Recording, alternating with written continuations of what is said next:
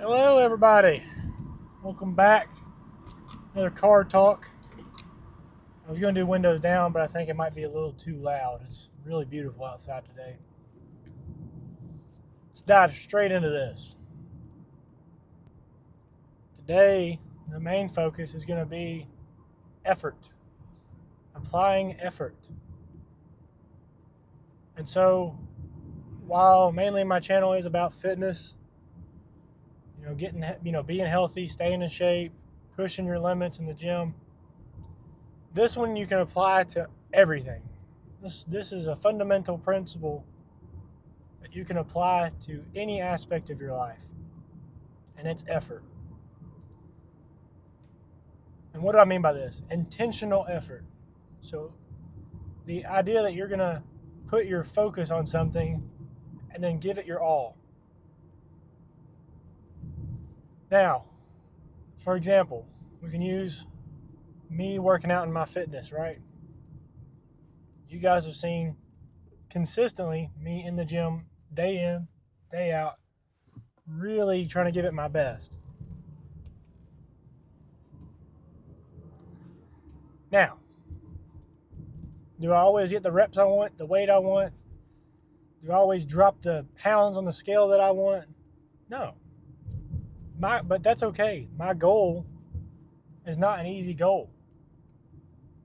The fundamentals might be simple. It might be a simple way to get to it, calories in, calories out, and working out. They're simple, but no one said that simple means easy. And that's what people confuse and have an issue with, is thinking simple means easy. And so I apply my effort day in, day out. My YouTube channel. If you're watching this, and you, for the first time, if you've not been subscribed, which I don't know why you're not. Come on, man. I have dropped a short every single day for roughly 6 months straight. Sometimes 2, sometimes 3. I've even tried to do 4 shorts at a time to see how consistent I can get with it. So I've dropped multiple videos in 6 months period. I've dropped roughly 1 long form a week. That's been my goal. And this means I have to apply myself. Like, I'm pushing the amount of effort I can do, right? And my goal is to get viewership, subscribership through earning it from you guys. I want to provide the best content I can, high quality, and I want to be as consistent as possible. But it's also kind of had a overlap effect into my own fitness journey, because my channel is about fitness.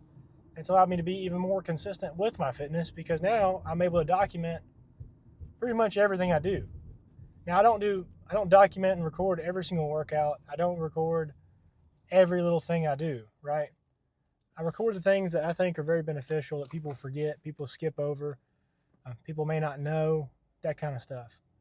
I'm trying to start from the beginning for people who are just starting out and getting, that information out there, and not assuming that you know everything about the gym, about nutrition, about fitness, that kind of stuff. I'm going to try to do it at ground level.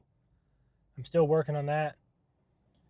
But just applying yourself, has a compound effect. Like, for example, when I first started doing YouTube, I had no idea how to edit. I had no idea how to, use music correctly, how to talk to the camera. Because when you're doing YouTube content, you have to be good at public speaking. You have to be good at being a cameraman. You got to be pretty much the public speaker. You got to be able to have, information that's valuable or that is entertaining consistently. So these are skills that you have to develop. And if you're not applying yourself, consistently with, your 100% effort, then you're not going to see yourself develop. So my YouTube videos have been developing as I've gotten better with using the tools and the skills, right? And this is the same thing you can apply to your workouts. When you first go into the gym, you're not going to get it right. In fact, you're probably going to get it wrong for a while. Just don't confuse failing with not applying effort. If you fail, just understand you're failing in the short term due to lack thereof a factor, right? Whether it be a skill, not understanding a tool, time of mismanagement, whatever it is. But just keep trying. So if you miss a workout, don't beat yourself up over it to the point where you're like, you know what, just I'm calling it quits. I can't do this consistently. Just don't get that mindset. If you overeat one day and you have a lapse and you've been good for, a few weeks on your diet, I want to call it a diet, on your nutrition, because it's a lifelong thing, right? It's not a diet. It's you're making a commitment to your life. It's a life decision. The nutrition part is. So you mess up. You didn't really plan on it, and then somebody has pizza, and the next thing you know, you've had 5 or 6 slices, whatever it is. You know what I mean? You just freaking went crazy with some pizza. Okay. Put your emotion aside. Put the emotions aside for a minute. Don't beat yourself up so bad to the point where you start putting yourself in a hole mentally that makes it hard to come out of. Just say, okay, I messed up. Yeah, I messed up. Why'd I mess up? Well, I gave in to temptation. Start looking at the reasons for why it happens, right? Well, what caused me to fail? Well, maybe I was dieting too hard, right? Maybe I didn't give myself enough leniency. Because you can try to push your limits, but if you're going to push yourself to where you're failing all the time, then you're going too far. Do it a little bit at a time. Find where you can go. Figure out what your comfortability and uncomfortability limit is, right? You always should be a little uncomfortable pushing your limits. And then it's just like a rubber band, right? When you're pulling a rubber band, it gets tighter and tighter and tighter. Now, everybody's rubber band, their elasticity is different, right? That's the stretch of the rubber band. Consider this your mental capabilities. So, just because you can only stretch to here right now does not mean you can't stretch even farther later on. But you just got to get comfortable being able to stretch just a little bit more. You don't have to go crazy with it. And we do this by applying ourselves through effort. Because if you're not applying effort, you will not make progress. You might make progress. I take that back. You may make progress. But is it the amount of progress that you are capable of? Like you're 100% capable of? Come on now.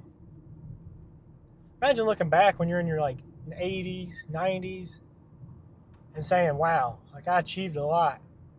I achieved a good amount. But I definitely had some more in the tank. You can't go back. I wonder, and then you're wondering in your head, I wonder what would happen if I would have committed myself just a little bit more. If I would have just made that commitment, just that one extra day. If I would have just committed to myself, my goals, for just that one extra minute. It don't have to be a whole entire day. Just ask yourself, can I go one more minute? Can I do this for 60 more seconds? And the answer is yes. Most of the time it's easy to get past it at that point, right? You're staring at the sweets, you're going down the sweets aisle and you haven't ate anything in 6 months.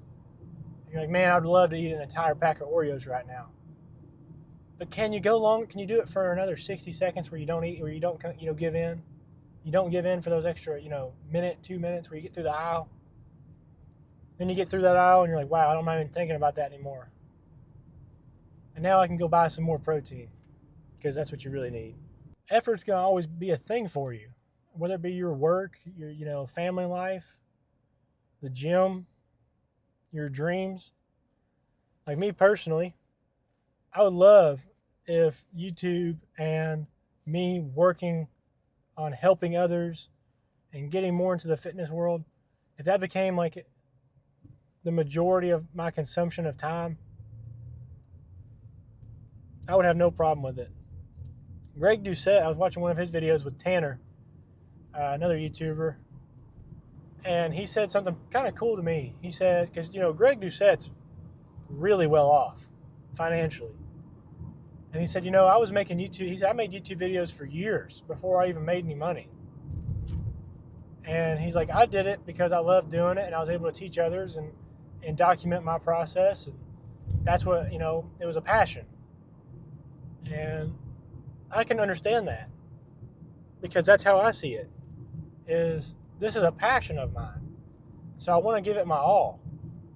At first, I didn't know if I could do YouTube, but the more and more I'm doing it, the more and more I'm enjoying it. And it's not for this, it's really for the simple fact of being able to just share the experience, right? Like if you're the smartest person in the entire world, but you can't teach other people, it's not really too useful. The skills and the tips and tricks and nutrition hacks and all that for my channel is not just about me. It's not just about my physique and my posing and my workouts. I'm wanting to do it so that way I can get other people, such as yourself, watching this, involved. Because I don't know how many people actually really, truly push their bodies to the limit. I believe it was Socrates, if I remember correctly, that once stated that it's a shame for a man to go through his entire life and never see what his body's truly capable of. Now, that's a rough quote, so I might be a little off there. But I think it's got some truth to it. There's a little ring to that. I don't really think there's too many people out there that really, really push it. Really push it. Just to the max. That's why I love high intensity. Because intensity, you can't fake it. You can't get around it. There's no way to cheat your way through it. High intensity, regardless of the weight, it can be a lot of reps, it can be a lot of weight. But I think high intensity intensity to me is just effort. Intensity and effort are the same thing. And so when I see that, it shows how bad somebody wants it. That's the reason I love watching Tom Platz. You know, even though his reps and stuff would look a little, you know, unconventional, you could say. He'd be barely moving the weight, but the amount of intensity he carried, the amount of passion was there. That's what I want to see. You know, that's what I want to do. That's the way I want to live, is with passion, with effort, intensity.